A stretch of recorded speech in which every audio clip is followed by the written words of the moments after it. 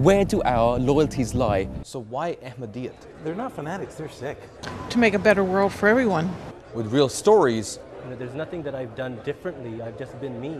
real issues, Is it possible to be loyal to two different countries? real views. This is Real Talk Canada. Assalamu alaikum. Welcome to another edition of Real Talk Canada. My name is Umair Khan, and we're here in Beth Anur Mosque in Calgary, Canada. The topic we will be discussing today is the value of advanced education. After high school, many students usually go into university or college. Some students choose to go into a trade school, yet others go straight into the workforce. So we will be talking about this and much more. We have with us our guest panelists and our studio audience. I'd like to introduce our guest today. We have with us Taha Sayyed. Taha Sayyed is a missionary for the Ahmadiyya Muslim community. He graduated from Jamia Ahmadiyya in 2011, and he is currently posted in Edmonton, Canada. Mr. Sayyed, Assalamu alaikum, welcome to the program. Thank you. And next to him, we have with us Asadullah Khan Niazi. Mr. Niazi is a professional engineer with an MBA.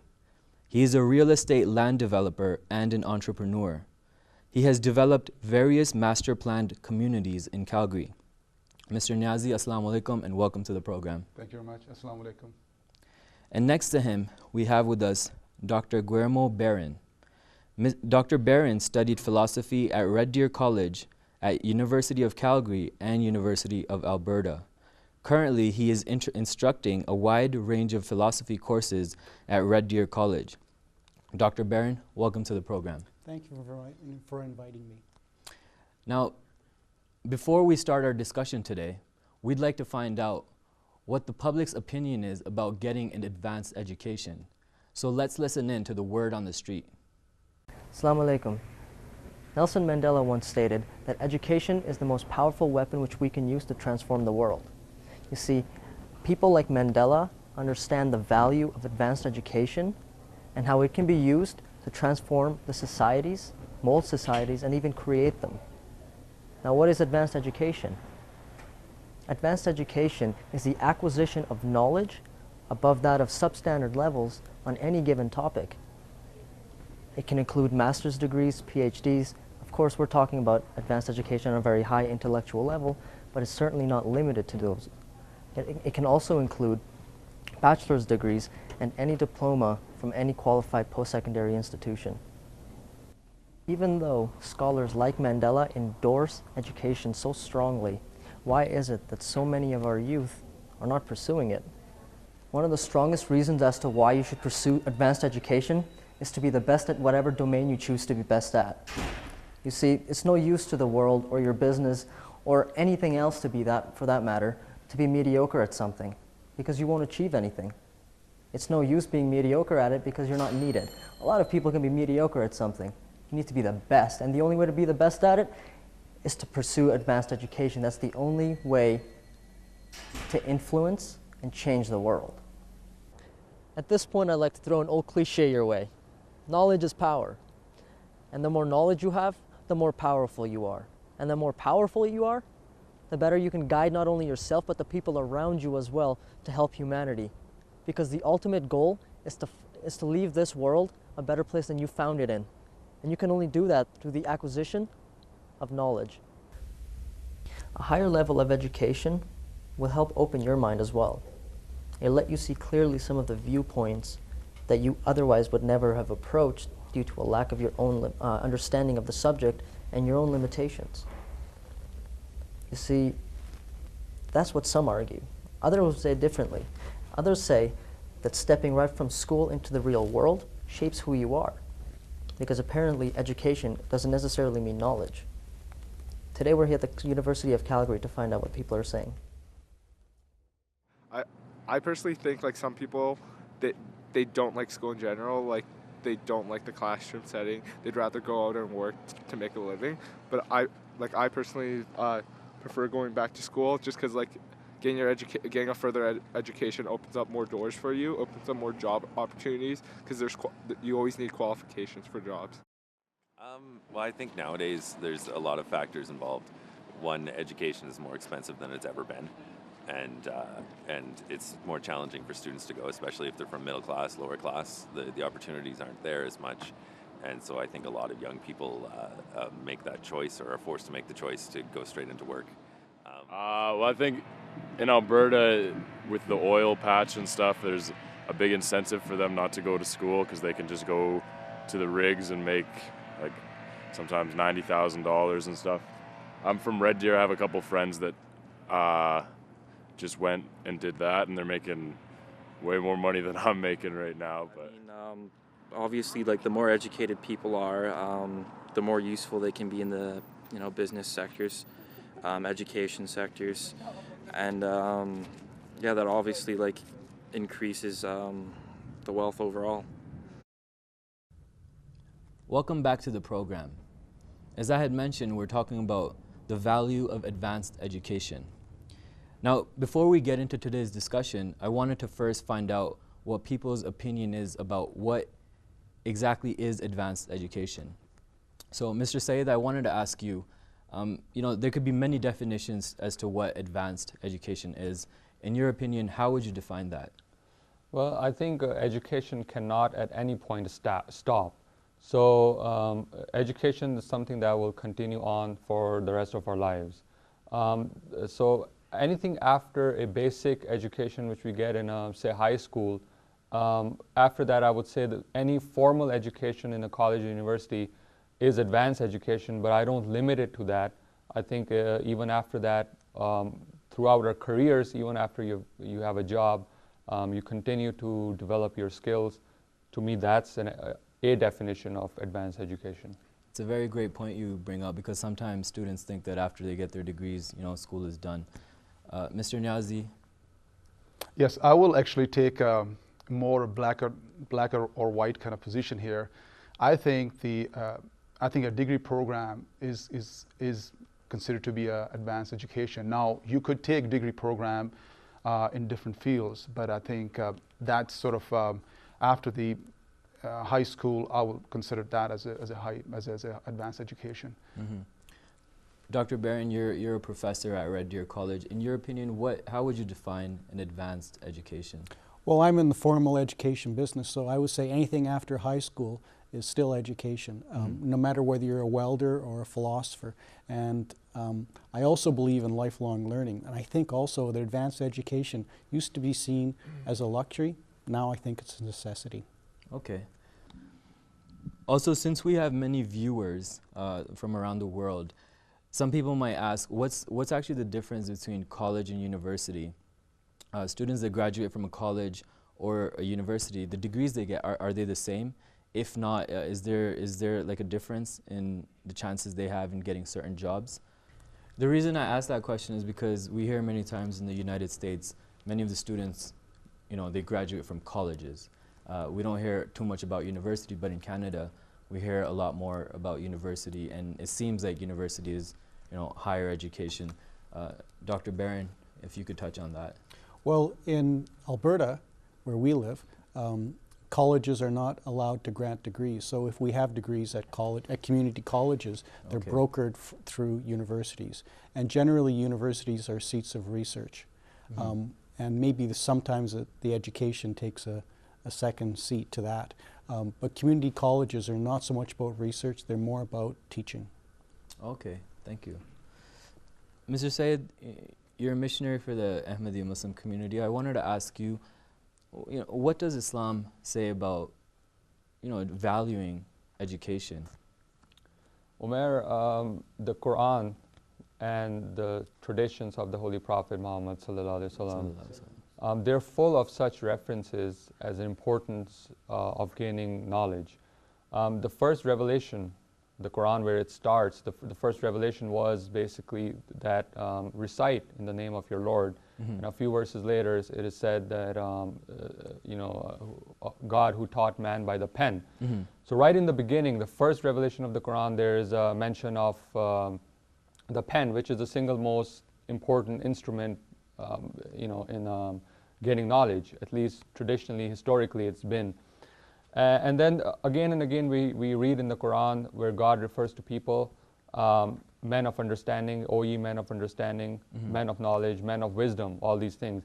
And the ignorant ones are the ones who are addressed as those who are, ignorant. It does not mean at all that someone who goes to school or someone who doesn't go to school, but knowledge or gaining knowledge in Islamic terminology has a much wider, meaning. So the Holy Prophet ﷺ has said that seek knowledge even if you have to go to China. And also there are other traditions. One such example is he has said that when a student goes out to gain knowledge, God's angels spread their wings in front of him. So there's a lot of emphasis on gaining knowledge, and in Islam, knowledge is not necessarily one type of knowledge. It's all kinds of knowledge which is mentioned, secular knowledge, but also as secular knowledge is important, religious or spiritual knowledge is also just as important. So knowledge is a very vast subject, and there's a lot of emphasis in the Quran and the Hadith about the importance of gaining knowledge. So in other words, Islam doesn't limit attaining knowledge or advanced education just to getting a degree, but it's throughout your life. The purpose of knowledge, as the Holy Prophet ﷺ has explained, is really, if you are knowledgeable, is to help those who have less knowledge. This way you help your fellow being and you spread the knowledge in the whole society. The purpose of knowledge should not be a selfish one, but as you're helping the rest of the people, you will also gain something from it yourself too. So it's like killing two birds with one stone. Okay. Dr. Barron, I wanted to ask you, for many of our viewers that might not be familiar with the different educational systems, especially after high school, we hear a lot about the word post-secondary, trade school, university. If you could just help our viewers understand what exactly it means when we say post-secondary, or how you define university or trade schools. Sure. I think a lot of trade schools like Nater State, they're excellent institutions, and they typically offer 2-year diplomas or certificates. A university will offer 4-year degrees in a variety of subjects. The trades program in Alberta is typically centered around 6 to 8 weeks of training per year. So apprentices will come in and study for 6 to 8 weeks and then return to the workforce. So they get most of their training on the job. Okay, thanks.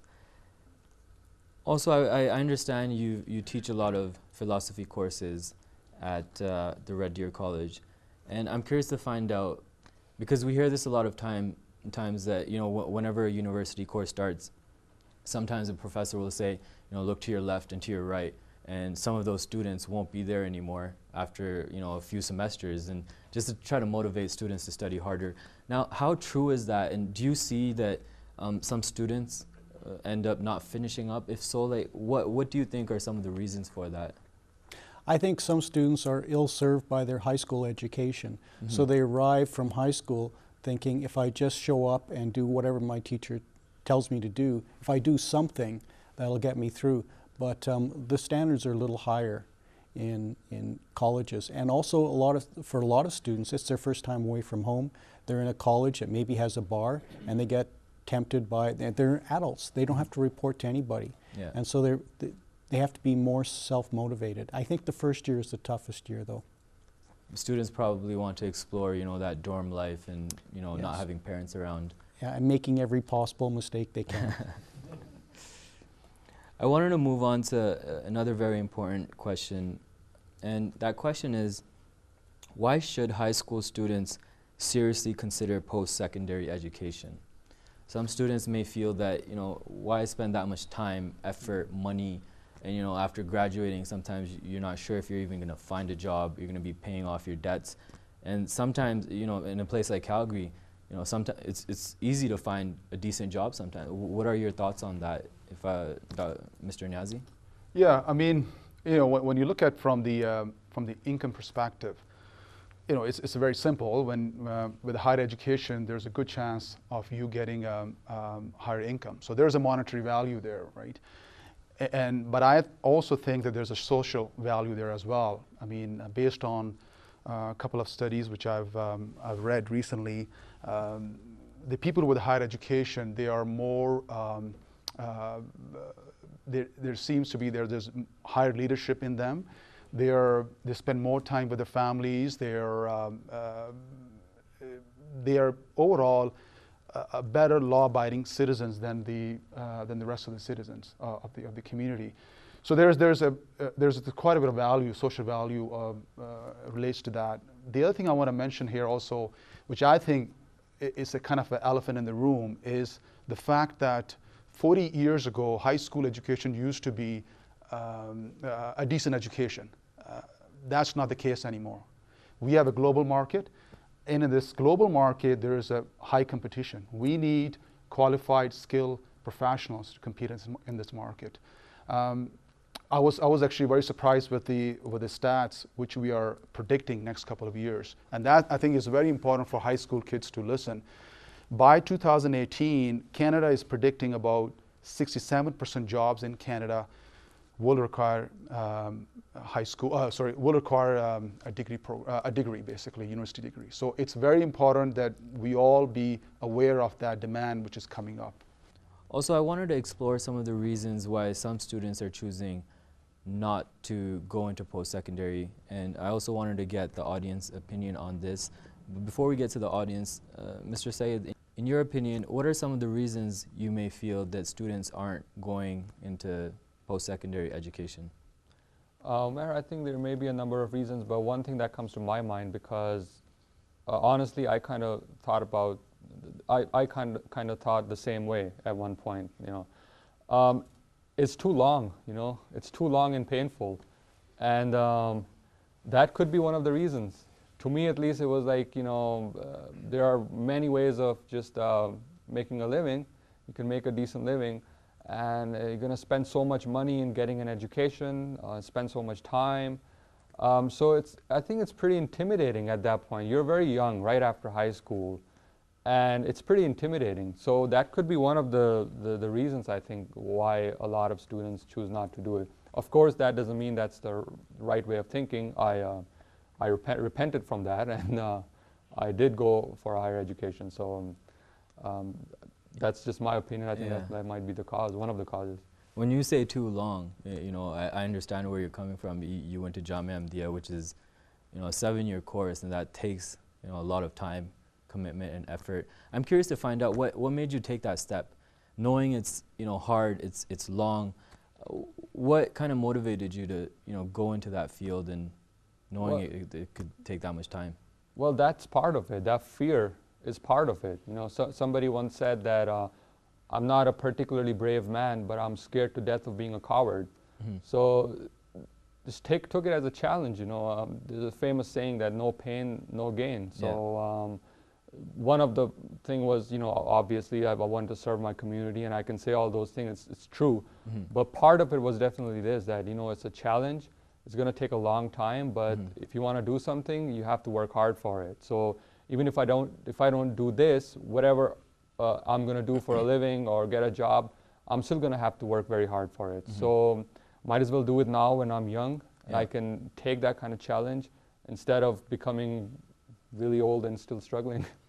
And that's very good. I think what you said, you have to work hard. You have to work hard. We hear that a lot, and I think a lot of students sometimes are looking for shortcuts, looking for a way around. And at the end of the day, I don't know if that works. Mr. Niazi, in your opinion, what do you think are some of the reasons that students aren't going into post-secondary? There's a lot of reasons, and I can maybe touch base the main ones.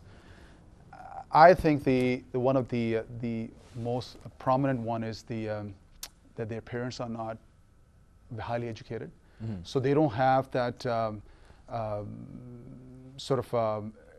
inspirational or a person in their family who they can inspire and take a higher education. And I'm saying it on a general terms. I mean, there are cases where people of not very educated family has gone at a higher education. So that's one reason I would say.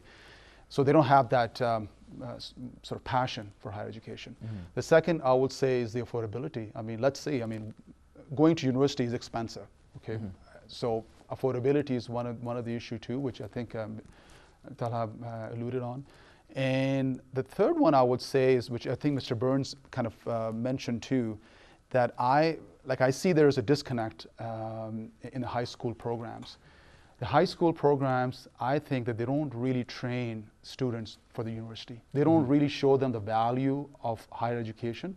I see there's a serious disconnect between high school, university, and the business leaders. I think all three have to sit together, come up with a very productive, effective program, and take the student from high school all the way to market. And show them the value of higher education in high school, take them to that program in university, and get them ready for the market. And Umair, I just want to add to what Mr. Niazi said is absolutely right. You know, there are many high schools, some may be really good, but you know, in my experience, where I grew up in Toronto, the high schools were just so bad. My own high school was, I came out of high school and was completely unprepared to go to any university or college. You know, and if I feel like the high school that I finished was just basically just to get the credits, and so I can say, well, I have a high school diploma. And really that's all that was being done in the high school. So it's really, really hard, yeah. So this seems to be coming up a lot, and Dr. Barron, you had also mentioned it, and Mr. Niazi, you also talked about it, that high schools don't seem to be preparing some of the students for university education. So from a student's perspective, what can they do you know, to better prepare themselves? I think one of the things, I mean, I see a lot of young faces out in the audience today, and I'm sure a lot of you are in high school, and you have to be there. You don't have any choice. I sometimes think of high school as not a real preparation for adult life. It's more of a holding pen for adolescence. And maybe you don't see the teachers as your fellow learners. You see the teachers as closer to prison guards. That's the way I felt when I went to high school. Okay. But I think the other thing, Mr. Niazi pointed to high tuition, and I really object to this. When I first entered post-secondary after I got out of high school and SAIT, my tuition was $80 a year. Wow. And I was only making $2.50 an hour, but I could earn my entire tuition for the entire year in 2 weeks of a summer job.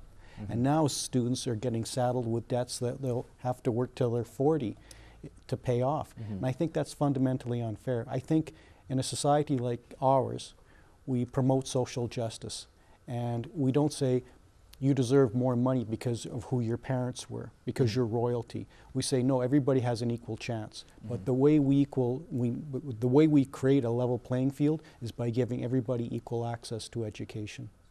And for some people, the financial barriers are too much. I wanted to turn to the audience, and you know, we've heard Dr. Barron say that sometimes high schools are not preparing students too well to get into, you know, university. And some of you are in high school, some of you are currently in university. What's your take on that? Do you feel that your high schools are doing whatever they can to prepare yourselves or not? There. I completely agree with them. I think high schools are horrible at preparing students. Me personally, my marks in high school were pretty good. They were like in the high 90s. I went into the university and my marks dropped to like just barely passing, and in some cases not passing. Anyone else that's gone through high school? Well, honestly, I'm in high school right now, and I believe that high school teachers are basically trying to get you out of high school. Like, they're just trying to get rid of you. Not a lot of teachers really care how you're doing in school unless you show that you care. So I think that a lot of students must have like the motivation to do it, and the teachers are just not providing the motivation. Okay, interesting. Mr. Niazi?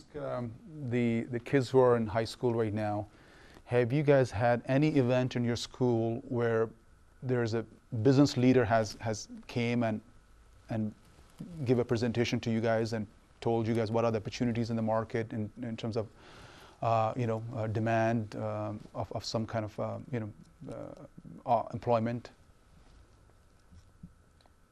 Avaz, or go ahead if we get the mic there.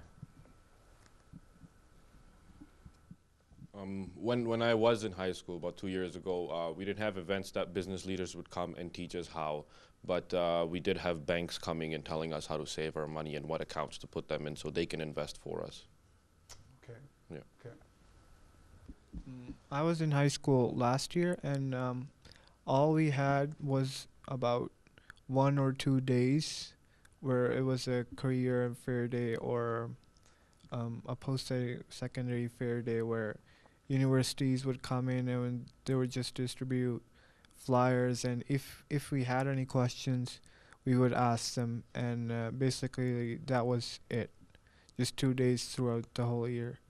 Okay. So I would like to ask the panelists that is there any other value in getting the higher education other than getting an appropriate job? Mr. Niazi? Sure.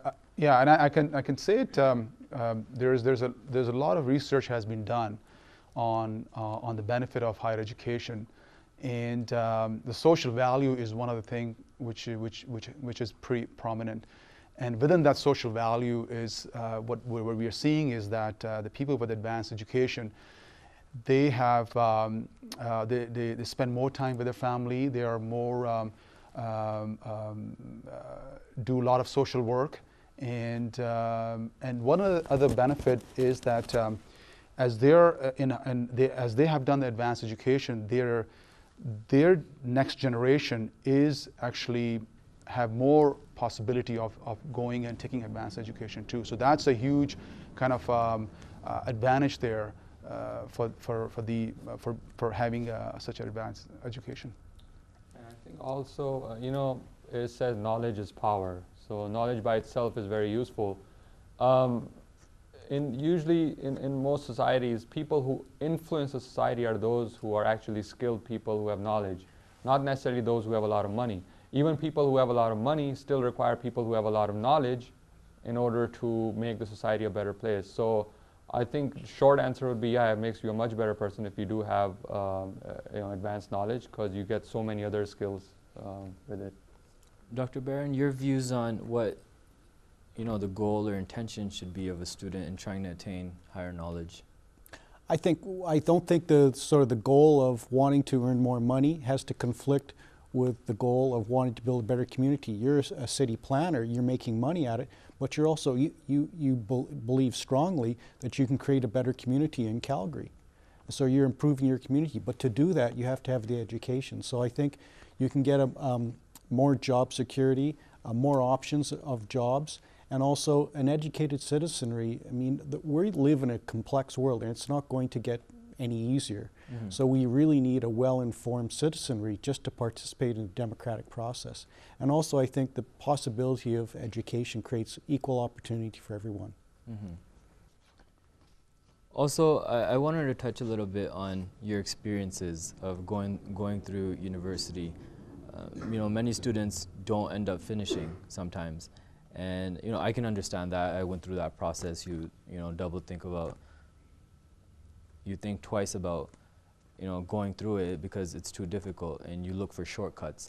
I wanted to ask all our panelists, what was that drive and motivation that got you through university, and who did you turn to for support and help to get you through it? Dr. Barron, if we could start with you. Well, it took me 12 years to get my PhD in philosophy, so I took a long time. Wow. But I think what happened with me was I went in not knowing really where I wanted to go, and I fell into philosophy almost by accident, fell in love with it. But I think every course I took, I found something in that course that I really wanted to learn more about. So I didn't see it as a set of fences that I had to jump over or hoops I had to jump through.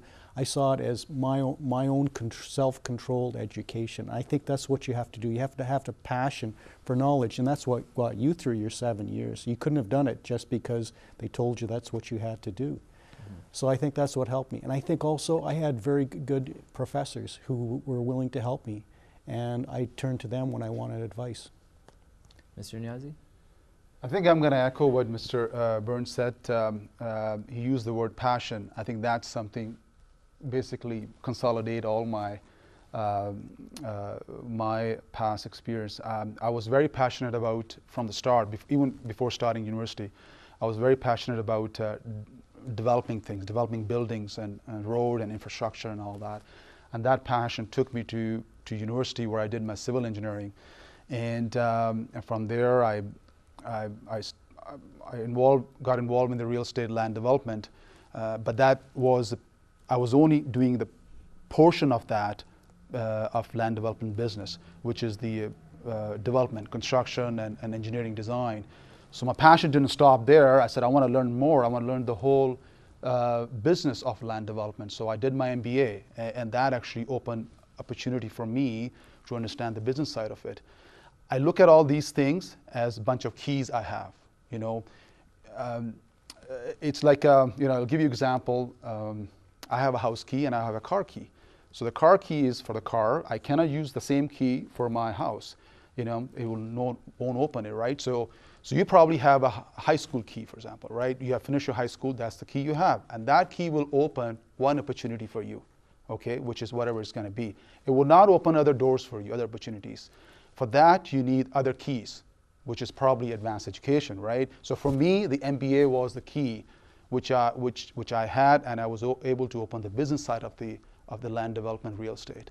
So I think you guys, and that's my advice to all the high school kids, are just look for those keys, and those keys will open the opportunities for you. Very nice. Mr. Said? I would just say quitting is easy, and you know, it seems like sometimes an easy way out, but you know, like they mentioned, it's all about passion. And to me, what it took was, when I came, was like, you know, I've just burned my boats. Mm-hmm. So there's no going back from here. There's only moving forward. And there are setbacks. Sometimes you have to move back a little. But then as long as you have that some goal in life, and you keep pursuing it. So, you know, that's what helped me. So we've come to the end of our first segment. We'll be back after a small break.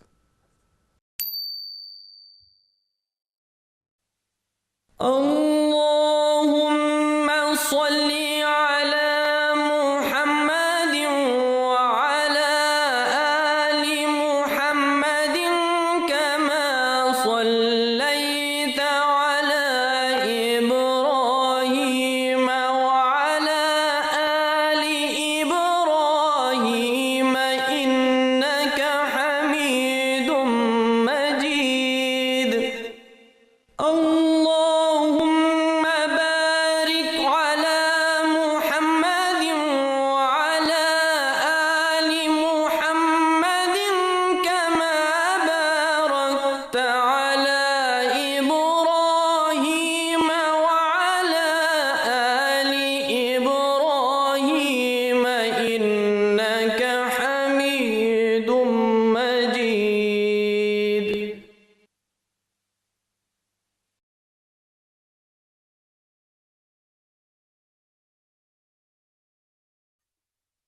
The Review of Religions is one of the longest-running religious magazines. In print since 1902, it continues to play an important role in presenting the noble teachings of Islam, reflecting its rational, harmonious, and inspiring nature. It features articles and viewpoints on different religions, making religion and religious philosophy accessible to a wider readership. The Review of Religions was founded by Hazrat Mirza Ghulam Ahmad, peace be upon him, who claimed on the basis of divine revelation that he was the promised Messiah and Mahdi, whose advent had been foretold by the Holy Prophet of Islam, peace and blessings of Allah be upon him, and by the scriptures of other faiths. The annual subscription of this unique and enlightening magazine is just £15 per year, or $30. To receive your copy of the Review of Religions, visit our website at www.reviewofreligions.org, where you can browse past issues and subscribe online, or contact us by email to info@reviewofreligions.org. The Review of Religions, a unique magazine of religious thought. Welcome back to the program. We've been having a very interesting discussion on the value of advanced education. And I wanted to go back to a discussion that we had with the audience, where many of the young people here had talked about how high school wasn't very motivating for them.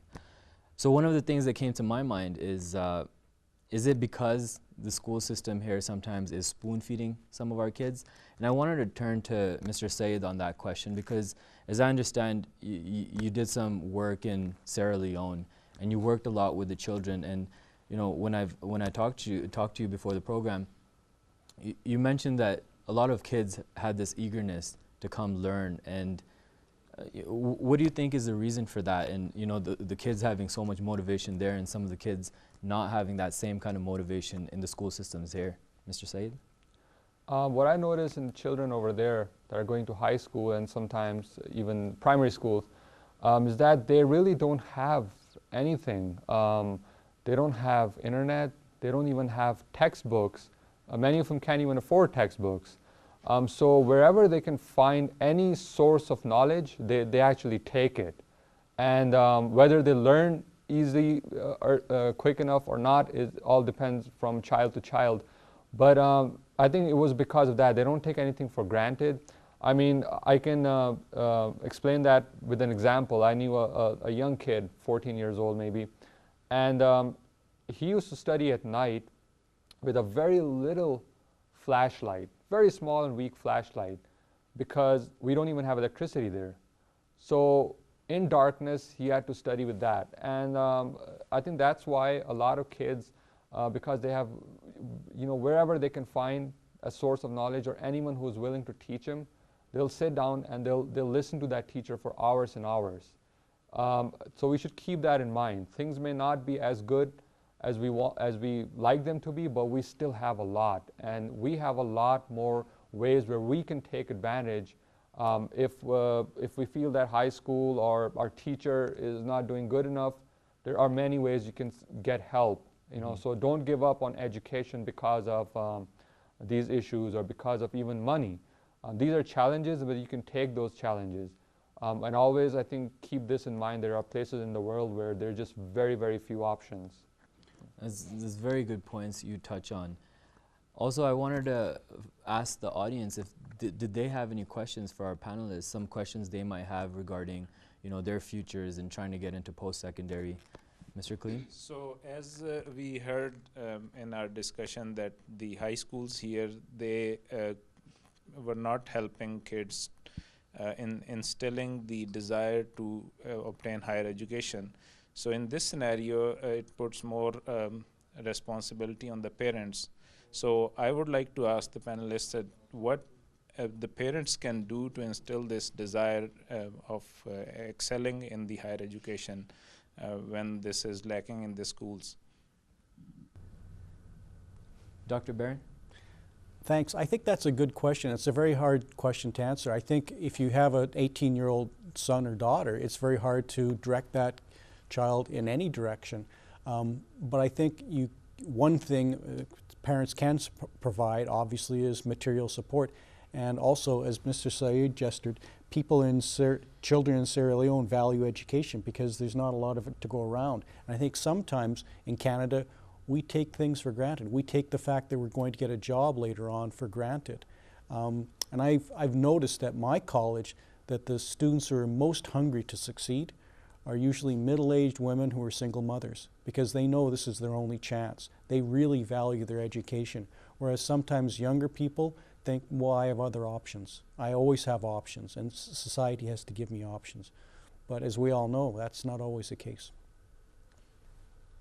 In your experience and in your opinion, how do you feel about people that have gotten an advanced education versus people that have not? Have you seen a difference in their lifestyle? I can only compare. When I came to Canada, we were few friends together, and some of them actually didn't take advanced education, and some of us took advanced education. When I look at the number of hours they spend to earn amount of money as compared to the people who have taken the advanced education, there's quite a difference. They are putting quite a bit of hours, whereas the people with higher education are able to spend 8 hours and still be able to make same amount of money. Now I'm talking more materialistic, or not materialistic, but from a monetary point of view. That's what I've seen quite a bit of difference. And also I've seen their next generation, they're having some challenges with how they can inspire their kids to take higher education because they have not taken it. So you feel that people that have gotten that opportunity to finish higher education are usually working jobs where they have less hours and are making good money, and they could give more time to their families and their kids. Dr. Barron, did you want to touch on that? J.S. Mill, a British philosopher in the 19th century, says it is better to be Socrates dissatisfied than to be a fool satisfied. By that, I mean, it's maybe slightly inflammatory language, but what he meant was it's better to be educated and be dissatisfied by the flaws you see in society rather than to go through life blindly and uneducated and being happy. And I guess that's the position I'm in. So I feel more aware of the world in which I live. And also, we all come from very different occupations, but what we have in common is we all play a role in changing our society in one way or another. And because of our education, we're better able to help people. And I think that's gratifying. That means to me more than my paycheck. When I can help a student succeed, that's more important than the money I bring home at the end of the month. Umar, may I just add something? These are all, excellent comments, but I would just want to sort of clarify if this confusion is in somebody's minds that, a lot of us, almost all of us are immigrants, and we came here with our parents, and usually a lot of people, their parents had to, work any kind of a job when they came over here, labor or whatever. So I mean, we're not, when we're saying this, we're not looking down upon anyone. Mm-hmm. But they did that sacrifice so that we can be, we can have a better education and a better career. And in many cases, our parents actually did have a very good career in their home countries. But when they came over here, in order to support their families, in order to make a living, they just started wherever they could.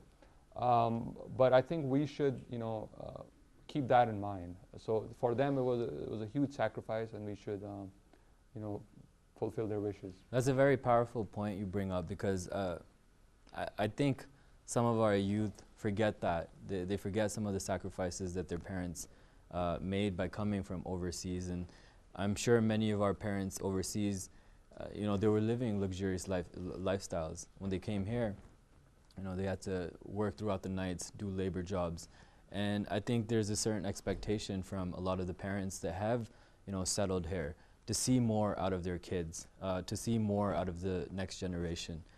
I wanted to turn to the audience, and I'm sure that many of them may have questions about school, post-secondary education, and just the lifestyle after high school. If any of the audience members want to pose any of their questions they might have for our panelists. Yeah, go ahead. I wanted to ask how a student might decide which courses he wants to take. For example, if he wants to be an engineer or a doctor or some other course, how would he decide? How would he make sure that he's not going to regret it later on? I think, well, if you go to university and you want to go into medicine or into engineering, they have a pretty structured set of courses that you would be required to take. But if you don't want to, if you don't know what occupation you want to enter, I would really highly recommend the Bachelor of Arts. When I went back to college after 17 years as surveyor, I really didn't know where I wanted to go. And so I took a broad diversity of courses. And I've happened to fall in love with philosophy. So even if you want to be an engineer, I would still recommend take a broad diversity of courses. Take some risky courses, because they'll broaden you as a person. I think just to maybe elaborate on what Dr. Burns said, in my case, when I was in the high school and finishing my high school, what I did was that, so I was interested in engineering. That's all I wanted to do. But what I did was I went to some of the associations, the governing bodies of these of engineering organizations, and I met with the counselors, I met with the professionals there, and I got quite a bit of hands down, like ground zero kind of feedback from them, that which fields are dead end and which ones are there's opportunities coming up, and they're going to be flared out into more opportunities for me. So so that's how I kind of did my own investigation, and actually some of you guys have mentioned that you are not getting that feedback from the high school in terms of what career choices or how they should train you for the future. opportunities. Same thing in my case too. I was struggling with that too. So I didn't kind of roll over and died on that. I just say, okay, well, I need to do something about that. If my teachers are not helping me, I need to go to those associations and understand what is in the market. Did any of the other audience members have any more questions for our panelists? If we could have the mic right here. So I wanted to ask, like, some universities have different rankings. Say if some people say that a certain school is better for engineering or better for medicine. How important are those rankings, and what are the differences between those schools? I think in some cases it makes a difference. In my case, in my experience, what I've seen, that it doesn't make a whole lot of difference. Yeah. I think if you want to head into, for example, if you want to end up as getting a PhD from Oxford or Harvard, the two most elite schools in the English-speaking world in philosophy, then you probably want to go to a good university beforehand. But you would only want to do that if you want to spend your entire professional career as a really elite philosopher or doctor or engineer. But I think also something you should think about is where do you want to live for 4 years while you're doing your university degree? I mean, for some people, they have to live at home because their budget dictates that. But I think for a lot of people, one of the benefits of university education is moving out and being in a new community and getting to explore that community, learn new ideas, and explore yourself. I think that's helpful too. You know, these days we hear that, you know, the economy is not doing too well. And we hear a lot of people going back to school to attain higher education, to sometimes even keep the jobs they have or try to get a better job. Dr. Barron, I wanted to ask you, if someone does not get an advanced education, can a person in this day and age still compete in the job market, in your opinion? Well, we have the lowest post-secondary participation rate in Canada, right here in Alberta. And in a lot of my classes in the Department of Humanities and Social Sciences, probably 75% of the students are female. And that's because a lot of the young men just say, why should I rack up a big student debt just to get a degree, and I won't even know if I'll get a job afterwards? Why don't I just get a training in welding like my uncle did and make much more money? And I do know people who are in the construction trade or in the oil field business who make probably more money than I do with a PhD. But I still think it's valuable, and I think you know, if the economy is doing well, that's fine. But what if the economy goes down the tubes? Then maybe those welders are the first people to be laid off. Mm-hmm. Very important point. So one of the things that I wanted to touch on is that, you know, in this age group, a lot of the young students, in a few years, their parents are going to be looking into marriage proposals for them. Now, I understand we have some parents in the audience and also, you know, in the panel. Mr. Niazi, I wanted to ask you, if you were to have a daughter and, you know, a family approached you for a proposal for your daughter, how important is it to you as a father to look into the educational background to that young man?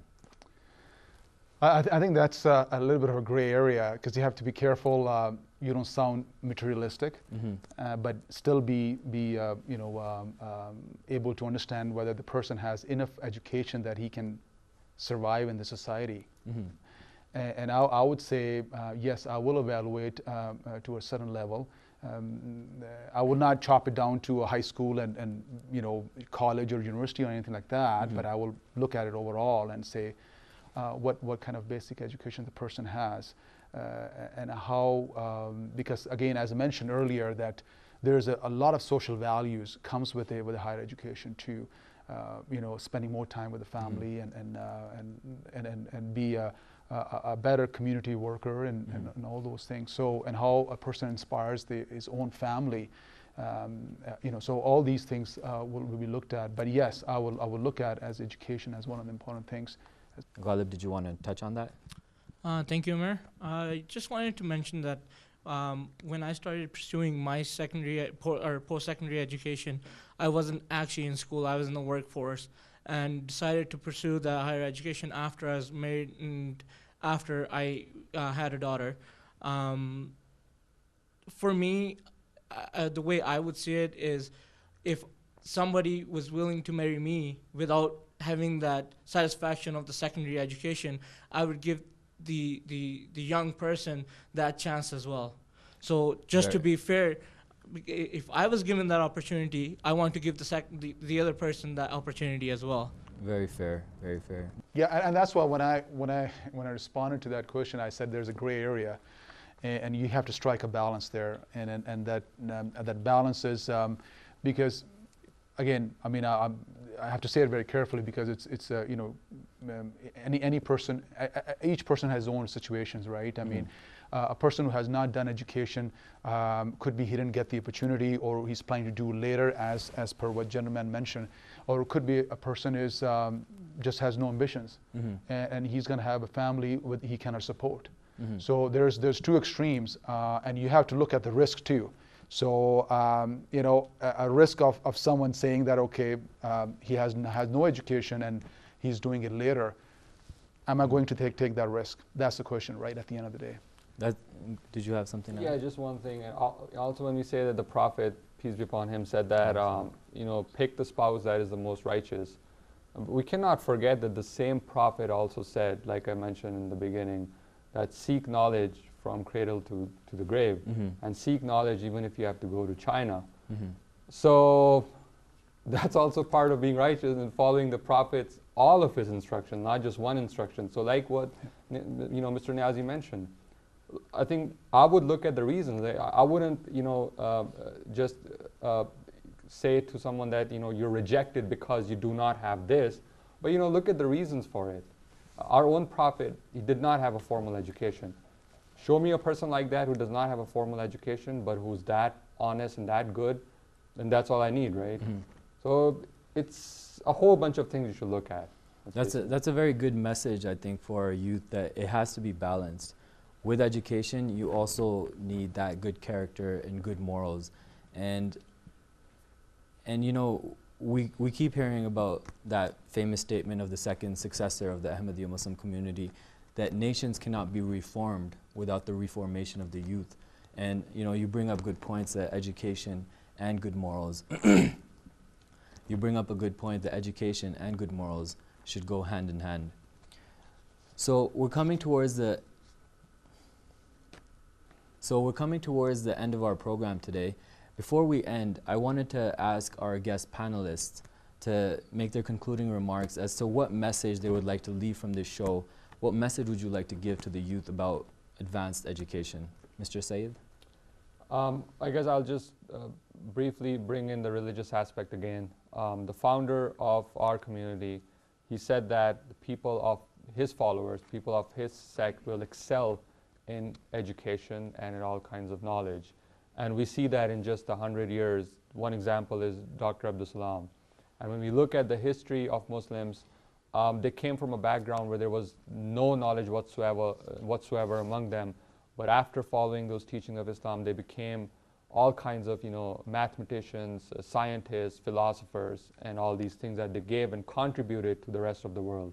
So always bear that in mind. And all these challenges we have talked about, take them as challenges. Higher cost, I know it shouldn't be there, it shouldn't be that high, but then don't go to the other extreme.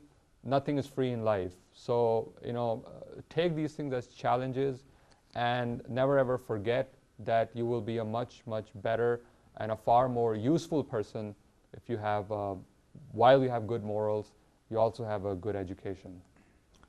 Mr. Niazi?